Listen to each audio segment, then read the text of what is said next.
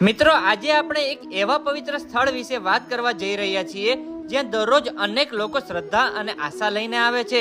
કહેવામાં આવે છે કે અહીં ખાટુ શ્યામજીના આશીર્વાદથી ઘણા ભક્તોએ પોતાના જીવનમાં સકારાત્મક પરિવર્તન અનુભવ્યા છે। ભક્તો અહીં 6 શ્રીફળ અર્પણ કરીને પોતાની અરજ લગાવે છે, ત્યારબાદ પ્રસાદ સ્વરૂપે આપવામાં આવતું પવિત્ર જળ ગ્રહણ કરે છે। આ સ્થળની સૌથી વિશેષ વાત તો એ છે કે અહીં કરવામાં આવતી સેવા સંપૂર્ણ નિસ્વાર્થ ભાવથી કરવામાં આવે છે। કોઈ પણ પ્રકારની સારવાર ફી લેવામાં આવતી નથી। તમારે માત્ર અહીંથી 6 શ્રીફળ લઈને અર્પણ કરવાના છે।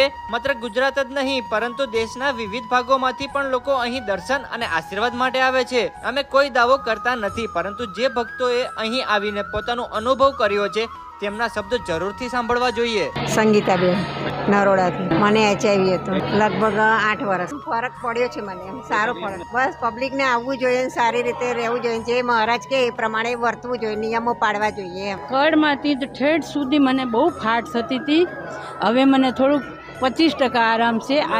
આજે મારે 3જો રાઉન્ડ છે। મારું નામ પટેલ ભાવનાબેન છે। આ મારા સાસુ છે, એને પગનો દુખાવો છે, આંખોની તકલીફ છે, અત્યારે સારું છે। અમે 3જા રાઉન્ડમાં આવ્યા છે। હંસાબેન એમનું નામ છે। એમને કેન્સરની ગાંઠ હતી અને અત્યારે મગજમાં ગાંઠ થઈ છે।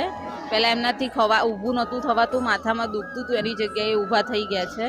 એમને સારું છે, સોપારીનું પાણી પીવે છે અને નાળિયેર દવા બંધ કરાવી। કેન્સર હતું, સારું થઈ ગયું છે, મને સરસ મટી ગયું છે। બાબાના કહેવાથી અહીં બધા આવી જાવ તો તમારે સારું થઈ જાય। મારું નામ કિશનભાઈ ભાવસાર છે। મારો એક દફે ઓપરેશન થઈ ગયું છે અને બીજી દફે ઓપરેશન કરવાની ના પાડી મેં, અને અહીંયા આવ્યો બાપુને ત્યાં દર્શન કરવા ખાટુ શ્યામ। એના પછી મને અહીંયાથી પૂરો ફાયદો છે।